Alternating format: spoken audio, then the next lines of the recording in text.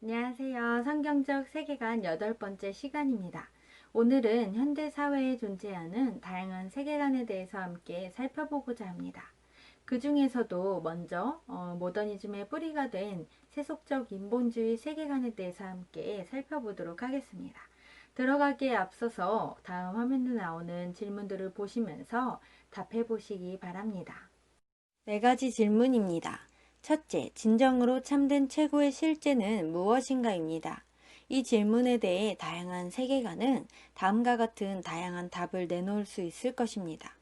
진정으로 참된 최고의 실제는 하나님입니다. 또 다른 사람들은 여러 신들입니다.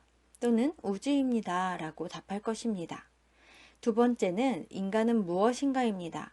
이 질문은 곧 나는 누구인가 라는 나의 존재에 관한 질문입니다. 이에 대해 어떤 사람은 하나님의 형상대로 지음받은 인격적 존재라고 답할 수도 있고, 또 다른 사람은 인간이란 매우 정교한 기계입니다. 또는 털없는 원숭이입니다. 라고 답할 수도 있을 것입니다. 세 번째, 인간이 죽으면 어떤 일이 일어나는가? 부활합니다. 또는 소멸됩니다. 또는 환생합니다. 라는 다양한 답이 있을 것입니다. 네 번째로 무엇이 옳고 그른지 어떻게 알 수 있는가에 대해서도 선이라는 속성을 가지신 하나님의 형상대로 지음받았기 때문입니다. 또는 선악이 인간의 판단 혹은 인간이 좋게 여기는 것으로 결정되기 때문입니다. 라는 여러 가지의 답을 내놓을 수 있을 것입니다. 여러분들은 각 질문에 대해서 어떻게 대답해 보셨나요? 이 질문을 드린 이유는 어떤 세계관을 가지고 있느냐에 따라 다양한 답을 할 수 있는 것을 보여주기 위함이었습니다. 그리고 또한 내가 가진 세계관이 어떠한 것인지 점검하도록 하기 위함이었습니다. 질문에 대해서 어떤 분들은 너무도 쉽고 명확하게 답을 하실 수도 있을 것입니다. 그러나 때로는 우리가 너무도 쉽고 명확하고 당연하게 여기는 그 대답들이 또 다른 어떤 사람들에게는 너무도 당연하게 틀린 것으로 받아들여질 수 있다는 사실입니다. 이렇듯 우리는 다양한 세계관이 존재하는 세상 속에서 살아가고 있습니다. 그렇다면 오늘 함께 살펴볼 세속적 인본주의 세계관은 과연 무엇인지 함께 살펴보도록 하겠습니다. 먼저 정의를 살펴보겠습니다. 세속적 인본주의 세계관이란 무엇일까요? 인간이 모든 것의 중심이 된다는 사상입니다. 신중심적인 세계관과 대조적으로 인간 중심적인 사상입니다. 또는 단순히 인간의 가치를 주된 관심사로 삼는 주의를 가리킵니다. 이렇듯 인본주의라는 말의 의미는 사실 폭넓게 사용됩니다. 그러나 오늘 살펴보고자 하는 인본주의는 서구 문화의 영적 구심점이 된 인본주의이며 창조주, 통치자, 구주이신 하나님의 자리를 인간이 대신 차지한 신념 체계입니다. 인본주의 선언이란 것이 있었습니다. 인본주의 선언이란 1933년 미국 공교육의 아버지라 불리는 존 듀이를 포함한 34명의 인사들이 공표한 것이었습니다. 이 선언에서 이들은 인본주의를 새로운 형태의 종교라고 명명했습니다. 이들 중 콜리스 라몬트라는 사람은 인본주의가 우리에게 떠맡기는 일은 다름 아닌 우리 자신의 구주와 구속자가 되는 일이다 라고 했습니다. 1941년에 창설된 미국 인본주의자 협의회 모토는 Good without God입니다. 하나님 없이도 우리 인간은 잘할 수 있다는 뜻이었습니다. 이렇듯 인본주의는 하나님 중심되어야 할 자리에 인간을 중심에 놓은 것이라고 할 수 있습니다. 서구 문화를 형성했던 인본주의의 특징을 간단히 살펴보겠습니다. 인본주의의 특징은 다음과 같습니다. 세속주의적이고 자연주의적이며 합리주의적이며 과학주의적이며 물질주의적이었습니다. 세속주의적이란 이 말은 이 세상이 하나님과 단절되어 있다는 신념이 깔려 있습니다. 신과 세상 사이에 지속적인 관계가 없음을 가리키는 것입니다. 자연주의적이다 라고 할 때는 자연주의는 이 세상이 전부이고 그 외에는 아무것도 없다는 신념입니다. 합리주의적이라는 것은 인류가 신 노릇을 하는 엄청난 일을 인간의 이성으로 능히 해낼 수 있다는 굳은 신념입니다. 이성으로 인간의 목적에 맞게 창조 세계를 관리하고 정복할 능력도 얻을 수 있다고 믿는 것입니다. 과학주의적이라고 하는 것은 과학주의의 기초는 이성이 자연과학과 기술의 도움으로 인간 이외의 피조물을 정복할 수 있고 이성이 사회과학의 도움으로 경제나 정치나 교육이나 법률 비롯한 모든 문화를 관리하고 통제할 수 있다는 신념입니다. 인본주의자는 우리가 이성과 과학을 믿고 그 길로 충실히 가기만 하면 행복과 물질적인 부와 정의 등 세계로 진보하는 것은 보장한다고 말합니다. 물질주의적이라는 것은 인간의 행복은 오직 현실과 물질 세계의 만족에 달려 있으므로 정신적 행복 같은 것은 허상이라고 믿는 것입니다. 이렇게 세속주의적이고 자연주의적이고 합리주의적이고 과학주의적이고 물리주의적인 이러한 인본주의는 계몽주의 세계관, 현대 세계관, 모더니즘으로 다양하게 불려왔습니다. 그리고 수세기에 걸쳐서 서구 문화와 그리고 오늘날에까지 우리 사회와 문화 속으로 파고들어 영향을 미치게 되었습니다. 오늘날 포스트 모더니즘에 대한 공격이 있기는 하지만 여전히 세속적 인본주의는 우리의 삶에 영향을 미치는 그러한 세속적 세계관인 것입니다. 따라서 우리는 세속적 인본주의 세계관이 어떠한 것인지 바르게 알 필요가 있습니다. 그렇다면 인본주의가 어떻게 생겨나게 됐는지 함께 살펴보겠습니다. 인본주의의 기원은 다음과 같습니다. 르네상스기에 등장한 세속 인본주의는 난데없이 등장한 것이 아니었습니다. BC 6세기 초 그리스의 몇몇 사람에게서 나타났습니다. 이 사람들은 세상을 가장 잘 이해하는 길은 신화나 종교가 아니라 세밀한 관찰과 이성만으로 세상의 합리적 질서를 알아내고 설명하는 것이라고 믿었습니다. 이후 이 사상이 힘을 얻게 되었습니다. 그리고 르네상스 시기에 고전으로 다시 돌아가고자 힘쓰면서 15세기의 이탈리아에서 급진적이고 반기독교적인 형태의 인본주의가 일어났습니다. 이것을 세속적 인본주의, 곧 인간의 삶과 자연적 삶에 있어서 하나님의 권위를 궁극적으로 거부하는 인본주의의 시작으로 볼 수 있습니다. 그렇다고 그들이 처음부터 기독교 신앙을 거부한 것은 아니었습니다. 그럼에도 그들의 사상은 점점 더 성경적 세계관과 대립되는 쪽으로 나아갔습니다. 인본주의가 생겨나도록 영향을 미친 것은 중세교의 부패와 타락도 있었습니다.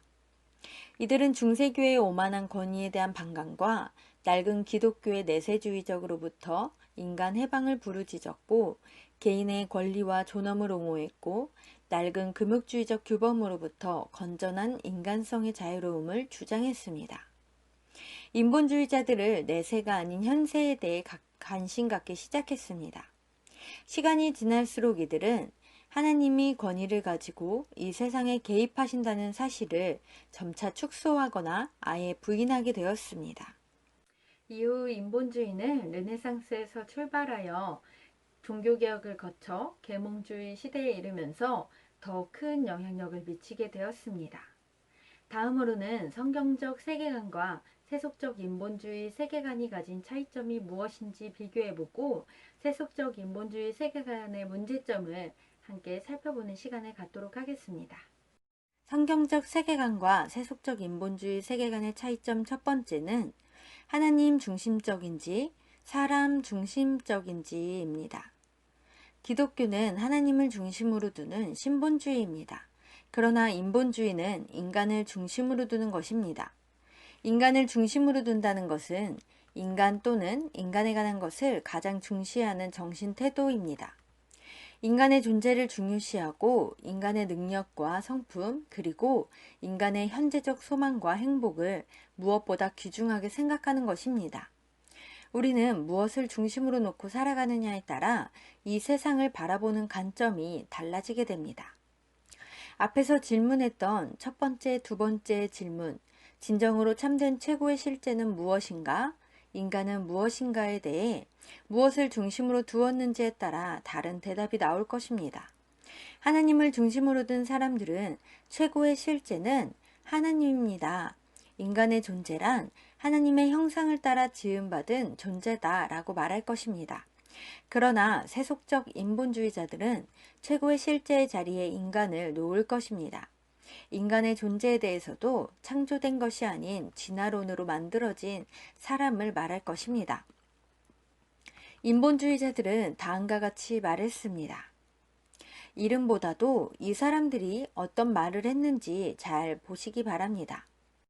헬라의 궤변론자인 프로타고라스는 인간은 만물의 척도라고 했습니다. 인간이 만물의 척도라는 것은 인간 자체가 신이라고 말하는 것입니다. 한 사람 한 사람이 기준이며 각 사람이 답을 가지고 있다고 보는 것입니다. 이것은 자기중심적 사고입니다. 또 다른 인본주의자 콩트는 경건의 대상은 신이 아닌 인간이어야 한다고 주장했습니다. 가르디니는 이렇게 설명했습니다. 이전까지만 해도 예배하는 사람이고 종이었던 인간이 이제 창조주가 되었으며 인간이 실존을 이해함은 실존을 자기 뜻대로 주무르기 위해서다 라고 말입니다. 세속적 인본주의자가 자기중심적인 이유는 무엇일까요? 그것은 자기 행복에 초점이 있기 때문입니다. 세속적 인본주의는 불행을 이렇게 말합니다. 인간이 만든 문화산물인 하나님에게 인간이 주체성과 주권을 양도하면서 주체성과 주권을 잃어버렸기 때문에 불행이 초래된 것이라고 말입니다. 그러나 성경적 세계관을 가진 우리는 무엇을 중심에 놓고 살아야 할까요?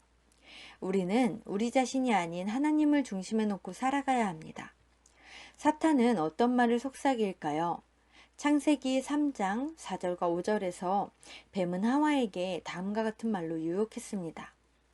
네가 하나님과 같이 될 거야 라고 말입니다. 그러니 하나님의 말씀에 불순종하여 선악을 알게 하는 나무의 열매를 먹어서 하나님과 같이 되라고 속삭였습니다. 이것이 사탄의 메시지입니다. 이 사탄은 오늘날에도 동일한 메시지를 세상을 향해 선포합니다. 행복의 기준은 바로 네 자신이고 네 자신에게 좋은 것이 선이며 내게 해로운 것은 악이야 라고 말입니다. 이것은 우리의 삶의 기준을 사라지고 뒤흔드는 것입니다. 오늘 우리는 우리 자신이 주인 되어 하나님과 같이 되려고 하는 세속적 인본주의의 모습을 버려야 합니다.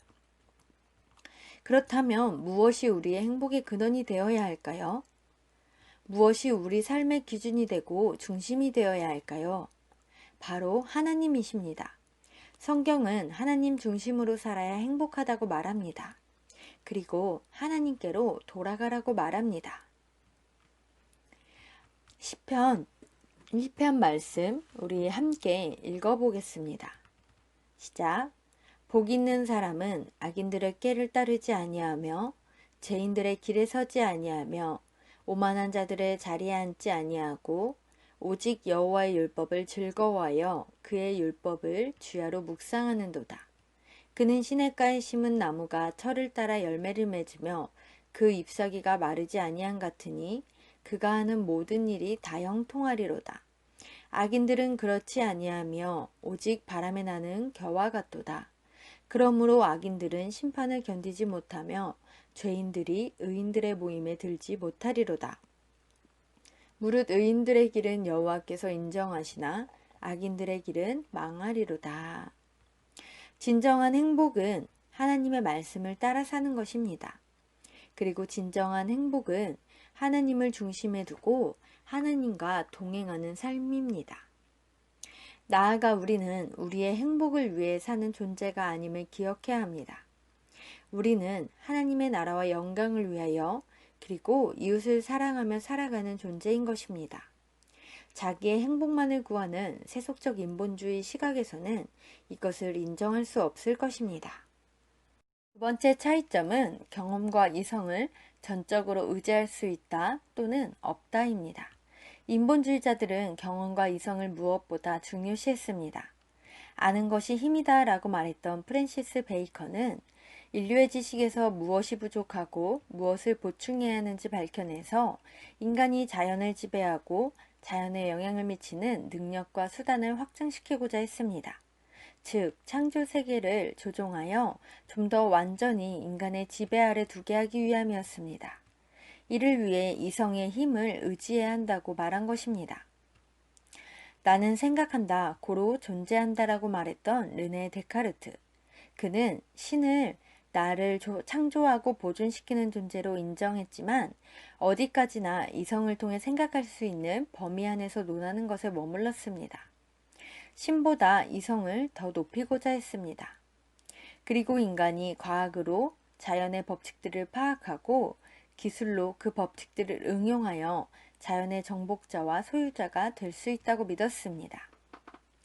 존 로크는 대체로 유신론자였으나 하나님이 주신 인간의 이성이 성경에 기록된 계시의 진리를 평가하는 심판자라고 했습니다. 또한 베이컨과 로크는 참다운 학문은 경험에서 출발해야 한다고 했으며 현실 세계에 대한 경험적 지식을 절대시하였습니다.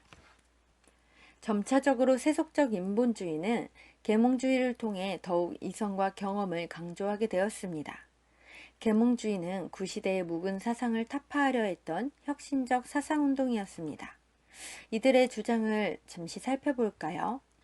인간이 이성과 경험만 가지고도 이 땅의 행복한 삶을 완성할 수 있다고 확신했습니다. 그리고 이성은 계시를 판단할 수 있는 능력이 있다고 보았으며 이성을 확고하게 계시 위에다 두었습니다. 비판적 이성은 절대 능력을 지니며 그래서 기독교의 믿음을 판정하여 비합리적이고 미신적인 요소들을 제거할 최고의 자격을 지닌 것으로 주장했습니다. 나아가 인간 이성이 지니는 보편성을 초자연 계시에서 찾을 수 없다는 이유로 초자연적 계시를 비판하고 인정하지 않았습니다. 이렇듯 인본주의는 경험과 이성을 절대적으로 신뢰하며 이성을 계시보다 우위에 두었습니다. 그러나 기독교적, 성경적 세계관은 이성과 경험을 온전히 의지할 수 없다라고 말합니다. 경험과 이성을 온전히 신뢰할 수 없는 이유는 무엇일까요? 우리의 이성은 죄로 인해 전적으로 타락했기 때문입니다. 제 역할을 할 수 없기 때문입니다. 경험을 온전히 신뢰할 수 없습니다. 왜 그럴까요? 어떻게 해석하느냐에 따라 경험에 대한 인식이 달라지기 때문입니다. 해석에 따라 좋은 경험, 나쁜 경험이 되기 때문입니다. 그렇다면 기독교는 이성을 무시합니까? 그렇지 않습니다. 기독교는 이성을 무시하지 않습니다. 우리는 이성을 통해 말씀을 보고 하나님을 알아가려고 합니다. 우리에게 있어서 이성의 역할은 계시를 통해 알게 된 것을 확실하게 정돈하고 그것이 함축하는 의미가 무엇인지 탐구하는 것입니다. 세속적 인본주의자들이 경험과 이성을 의지한다면 우리가 의지해야 할 것은 무엇일까요? 이성만 가지고 올바로 사고하며 살아갈 수 있을까요? 우리에게 필요한 것은 하나님께서 계시로 주신 말씀과 성령님의 조명하심입니다. 우리는 성령님의 조명하심을 통해 온전히 이성을 사용하고 사고할 수 있는 것입니다. 우리는 성령님의 인도하심을 통해 올바르게 사고하는 방향으로 나아갈 수 있는 것입니다. 여기서 우리가 한 가지 주의할 것은 성경이 너무너무 중요하지만 성경만 가지고는 하나님께서 원하시고 기뻐하시는 삶의 방향과 내용을 바로 알지도 바로 깨닫지도 못한다는 것입니다. 성경만 가지고는 우리는 율법주의로 빠지거나 치우칠 수 있습니다. 또한 성령의 조명이 너무너무 중요하지만 성령의 감화, 감동, 조명만 가지고는 하나님께서 원하시고 기뻐하시는 삶의 방향과 내용을 바로 알지도 바로 깨닫지도 못합니다. 성령이 잘못되어서가 아니라 성령의 감화와 감동, 조명을 받는 사람들이 부족하고 치우치고 잘못되기 때문입니다. 따라서 우리는 두 가지, 말씀과 성령의 조명하심을 따라 사고하고 삶을 살아가야 합니다. 우리에게 있어서는 이 두 가지가 너무나 중요한 것입니다. 세 번째 차이점은 자유와 자율입니다. 세속의 영역이 다시금 강조되면서 그것이 많은 사람에게 인간이 자율적인 존재라는 의식을 굳혀주게 되었습니다. 세속적 인본주의는 삶이란 삶 자체 내에 존재하는 법칙을 내세워 인간의 삶을 하나님과 떼어놓고 규정하였습니다. 인간의 자유란 곧 하나님의 권위로부터 해방되는 것으로 인식했습니다. 가르디니는 다음과 같이 말했습니다. 자율성이란 창조 세계와 인간의 삶과 문화의 발전이 모두 하나님과 그분의 권위를 떠나서 존재한다 라고 말입니다. 나아가 현재의 삶 너머에 영원한 심판이 있다고 하는 것은 협박이며 인간의 자율성을 심각하게 훼손하는 것으로 보았습니다. 그래서 니체는 신은 죽었다 라고 말했습니다. 그러나 인간이 스스로에게 법이 되고 스스로를 통제할 때는 자율에 그치고 참 자유는 얻을 수 없음을 기억해야 합니다. 우리는 하나님 안에서 참 자유를 누릴 수 있습니다. 우리는 하나님을 떠나서 살아갈 수 없는 존재임을 기억해야 합니다. 하나님을 떠나 사는 것이 참 자유가 아님을 기억해야 합니다. 우리는 창조 때의 하나님의 형상을 따라 지음받은 피조물로서 하나님의 백성으로 규정된 관계 안에서 살아가는 존재입니다. 하나님 안에서 참 평안과 참 자유를 누리는 존재인 것입니다. 포도나무가 포도나무에 붙어 있듯 주 안에서 살아가는 존재인 것입니다. 요한복음 15장 5절은 다음과 같이 말합니다. 나는 포도나무요 너희는 가지라. 그가 내 안에 내가 그 안에 거하면 사람이 열매를 많이 맺나니 나를 떠나서는 너희가 아무것도 할 수 없음이라 라고 말입니다. 그리고 우리는 하나님의 법 안에서만 참 자유를 얻을 수 있습니다. 요한복음 8장 32절은 다음과 같이 말합니다. 진리를 알지니 진리가 너희를 자유롭게 하리라. 우리는 하나님의 법 아래에서 살아가야 합니다. 내 자신이 법이 될 수 없음을 기억해야 합니다. 우리는 자율적인 존재이지만 하나님을 떠나서는 참 자유를 누릴 수 없는 것입니다. 그렇다면 오늘까지도 영향을 미치고 있는 세속적 인본주의 세계관 앞에서 우리가 견지해야 할 태도는 과연 무엇일까요? 그것은 인본주의와 같이 이성과 경험을 의지하는 것이 아니라 계시의존 사색을 하는 것입니다. 계시의존 사색이란 하나님의 그 말씀을 의지하고 그 말씀을 토대로 생각하고 사고하는 것을 가리킵니다. 곧 하나님을 중심에 둔 하나님의 말씀을 통해 생각하고 그 말씀에 비추어 판단하고 결정하며 말씀을 따라 살기 힘쓰는 것입니다. 이것이 바로 계시의존 사색입니다. 또한 동시에 성령님의 조명을 따라 살도록 힘써야 합니다. 하나님의 자리에 다른 것으로 대체하는 것이 아니라 내가 그 자리를 차지하는 것이 아니라 성령님이 내 중심에 계셔서 성령님의 인도하심을 따라 살도록 힘쓰는 것입니다. 계시의존 사색과 성령님의 조명을 따라 살도록 힘쓰는 이 두 가지는 결국 말씀과 기도로서 살아가는 삶이라고 할 수 있습니다.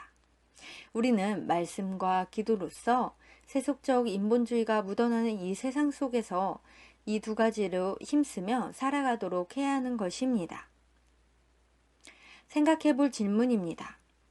세속적 인본주의란 무엇인가?